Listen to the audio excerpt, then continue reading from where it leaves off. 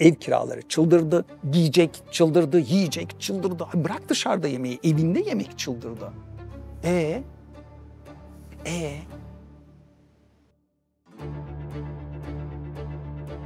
İlk 3 sorun nedir dediğimizde hep ekonomi dediler. Tabii ki bu artan fiyatlar, enflasyon beraberinde çok ekstrem sorunları da getiriyor.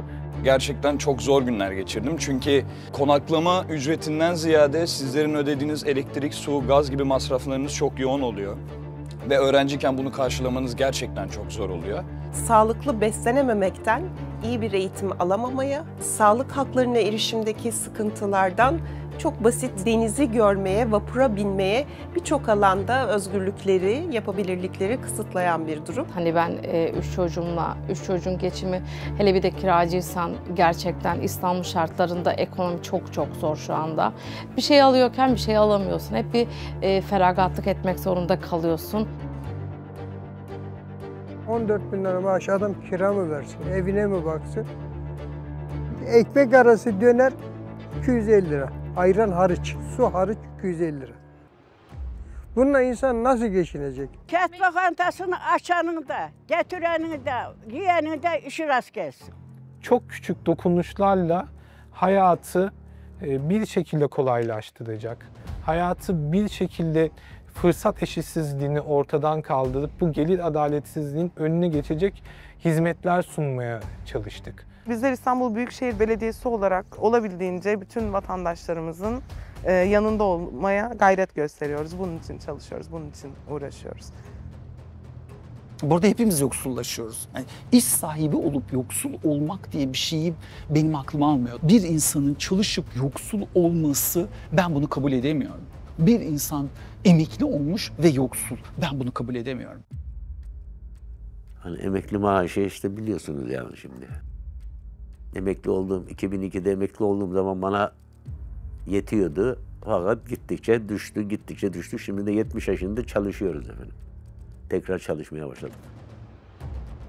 Ortalama geliri olan bir aile bunu bir şekilde belki oldurabiliyor ama dar gelirli, düşük gelirli vatandaşların maalesef ki bunu karşılayabilme olanakları yok. Psikolojik destek de çok sağlamaya çalışıyoruz. Bizim mesleki elemanlarımızın çoğu işte sosyal hizmet uzmanı, sosyolog, psikolog. Olabildiğince orada onların hayatlarına dokunabilmek istiyoruz. Dayanışma duygusu, bu kırılganlığı yenebilecek, yarına aydınlık yapabilecek tek şey bu dayanışma duygusuyla hareket ediyor olmamız. Buna göre politika üretiyor olmamız, buna göre projeler üretiyor olmamız.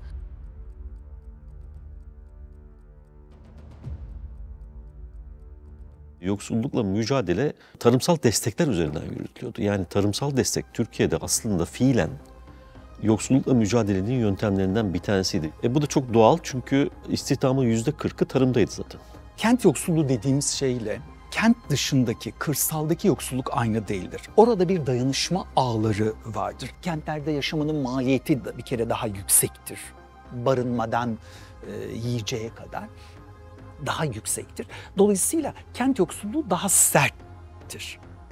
Kişilerin özellikle tek ebeveyn diyebildiğimiz ya da tek başına yaşlı kadın örneğin profillerine baktığımızda çevreden gelen destekler çok daha sınırlı olabiliyor. Kent yaşamının o büyük yoğunluğunda İstanbul'un içinde çok daha yalnız bir biçimde bununla baş etmek zorunda kalınabiliyor. İnsanların eğitimden sağlığa kadar birçok konuya erişememesi de aslında yoksulluğun çok büyük boyutları arasında. O yüzden bizim hazırladığımız projelerde de çocuklarda yoksulluk nasıl görünüyor, nasıl tezahür ediyor, kadında yoksulluk nasıl tezahür ediyor ve bizim aslında en önemli kent yoksulluğu dediğimiz konu, yani İstanbul'da bir yoksul olmakla kırsalda yoksul olmak arasında da çok ciddi bir fark var.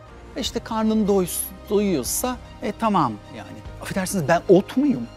Ben insanım. Benim kültürel ihtiyaçlarım var, sosyal ihtiyaçlarım var. İnsan dışarıya çıkmalı, yemek yemeli, tiyatroya gitmeli, sinemaya gitmeli, sergiye gitmeli, dans etmeli, yemeli, içmeli. Ömür kısacık, kısacık. Hayat geçiyor. Her yaşın güzelliğini tadabilmeli insan dediğin canlı. Ya bir tek karnımızı doyurduk, ay ne kadar iyi şükür. İyi. Sinemaya gittin mi? Gitmedim. Dans ettin mi? Etmedin. Eğlendin mi? Eğlenmedin. Yemeği arkadaşlarınla yemeğe çıktın mı? Çıkmadın. Tatile gittin mi? Gitmedin. En temel ihtiyaç barınmadan başlayan konuda da birinci konuyu geçemiyoruz zaten. Bırakın ki kültür sanata erişmeyi, başka bir konuyu, tüketimi vesaireyi, siz daha birinci basamakta çuvallıyorsunuz. İnsanlar artık beslenmek için değil, hayatta kalmak için alışveriş yapmaya başladı. Tüm harcamalar minimalize edildi. Bu harcamalardan kastım aslında eğitimi de ilgilendiriyor, sağlığı da ilgilendiriyor. Yoksulluğun etkilerinden dolayı yaşanılan hane içi sıkıntılardan dolayı hani bunlar oluyor. Bu noktada da buralara dokunmak gerçekten çok kıymetli. Hani ben 3 çocuğun geçimi, hele bir de kiracıysan gerçekten İstanbul şartlarında ekonomi çok zor şu anda. Bir şey alıyorken bir şey alamıyorsun. Hep bir feragatlık etmek zorunda kalıyorsun.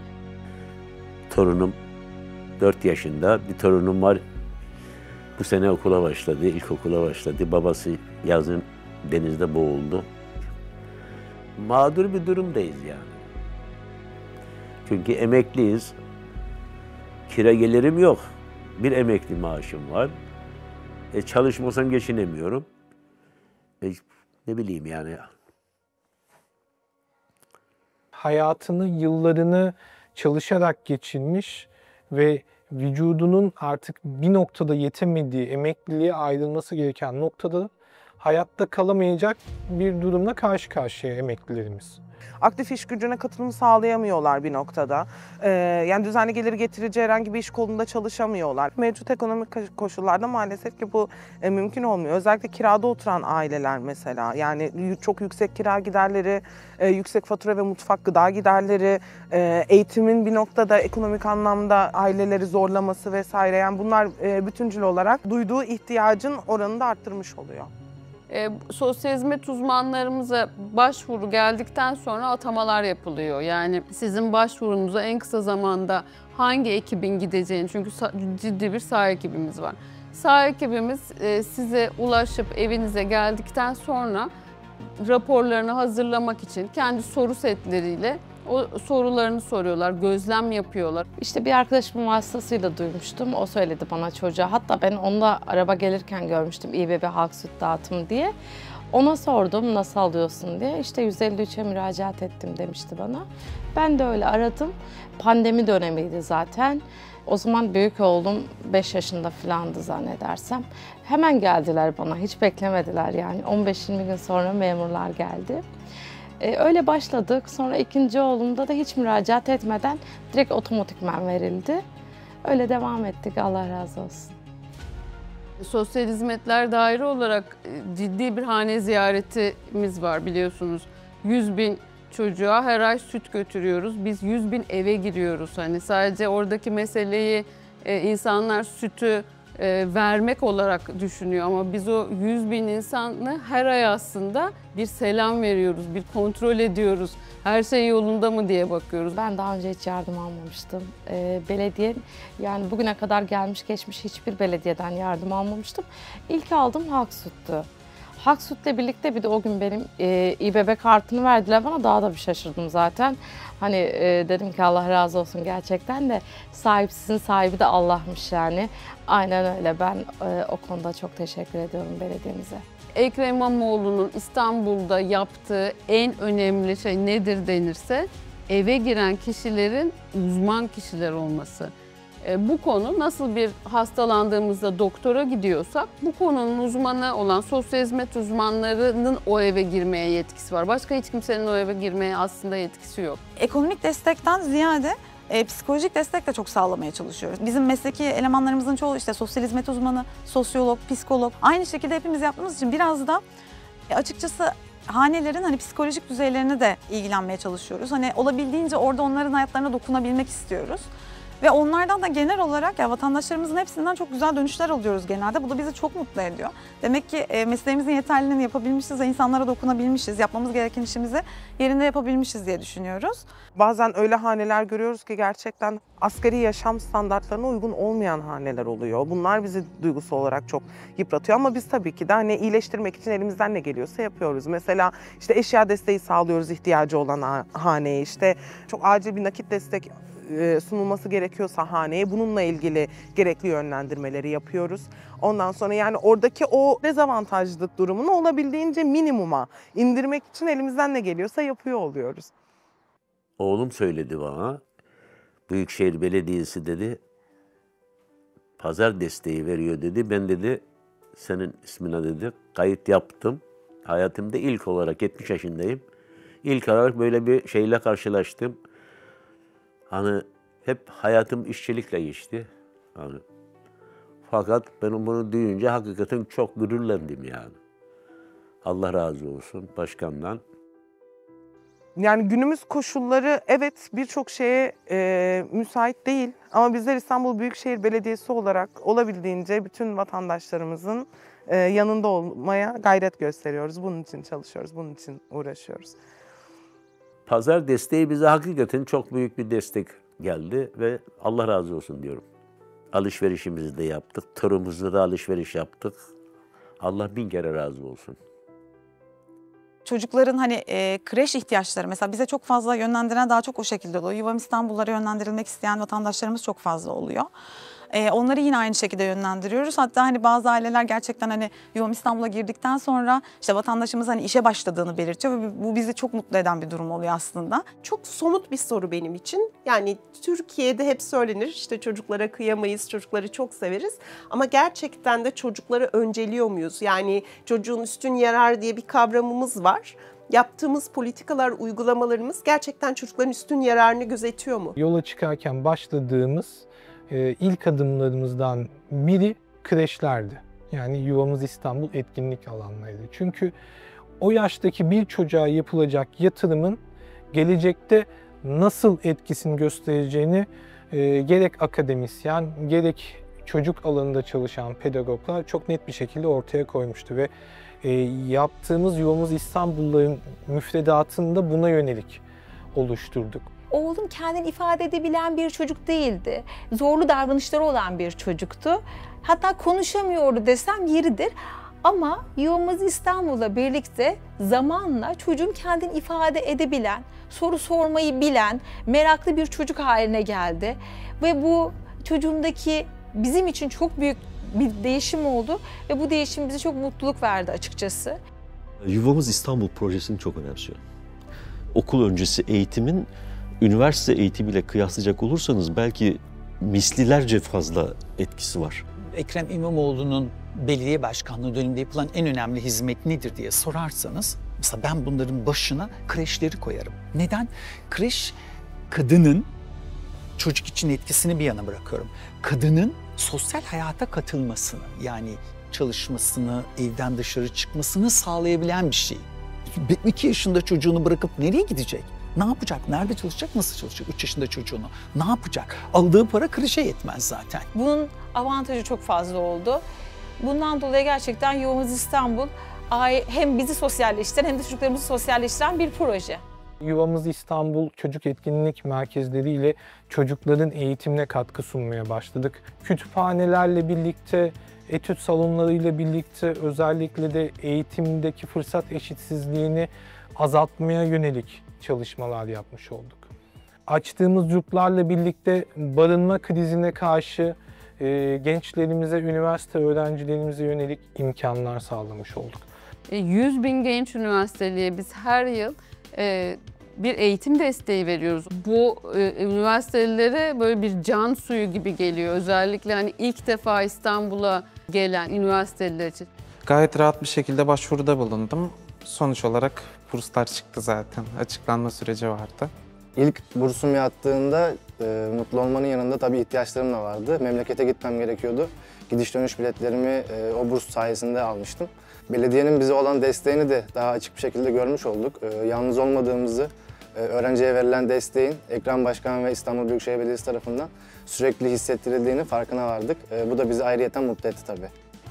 Biz ailemle aslında üniversite tercih döneminde İstanbul'a geldik. O zamanlar kalacağım yer belli değildi. Burada da hiç akrabam da yoktu. Ve KYK yurda bana çıkmamıştı sonraki süreçte. Yaklaşık bir ay falan bir arkadaşımda konaklamam oldu. Gerçekten çok zor günler geçirdim. Ama yurda geçtikten sonra bu konu beni çok rahatlattı. Çünkü elektrik, su, gaz gibi hiçbir ücret ödemiyorsunuz.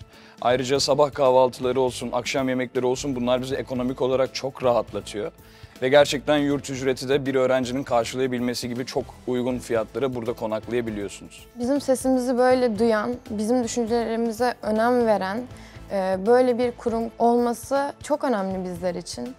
Çocuktan başlayıp kütüphanelerle birlikte gençlere uzanan, bölgesel istihdam ofisleriyle birlikte mezun olduktan sonra iş arayan kişilere uzanan, arada halk süt gibi ara kademe, yurtlar gibi ara kademe hizmetlerle, kent lokantaları gibi artık hem gençlere hem emeklilere yönelik açtığımız alanlarla tüm kenti bir nebze olsun nefes aldıracak hizmetler sunmaya başladık. Kent lokantasını açanın da, getirenin de, yiyenin de işi rast gelsin. Geliyor, yiyor, karnımızı doyuruyor, gidiyor. 4 devir yemek. Daha ne isteyeyim? Çoluğumuza, çocuğumuza süt dağıtıyor, çocuklara şey dağıtıyor. 14.000 lira maaş adam kira mı versin, evine mi baksın? İnsanlar geliyor, yemek yiyor burada. Biz şurada ekmek arası döner 250 lira. Ayran hariç, su hariç 250 lira. Bununla insan nasıl geçinecek? Yemek pişirmeyi kolaylaştırdı. Yaşlı kadının pişiremiyorum ya. Geliyorum, karnımı doyuruyorum, gidiyorum. Bu gibi aslında çok küçük dokunuşlarla hayatı bir şekilde kolaylaştıracak. Hayatı bir şekilde fırsat eşitsizliğini ortadan kaldırıp bu gelir adaletsizliğinin önüne geçecek hizmetler sunmaya çalıştık. O sizin küçük dokunuşlar diye adlandırdığınız şeyler aslında son derece önemli.